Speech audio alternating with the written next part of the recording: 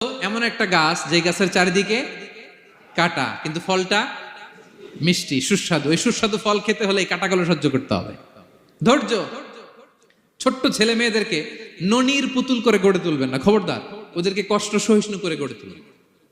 আপনি থাকতেই কষ্ট করা শিখান, তার জীবনটা স্মুথ হবে, তার ক্যারিয়ারটা ব্রাইট হবে, তার ভবিষ্যৎটা সুন্দর হবে।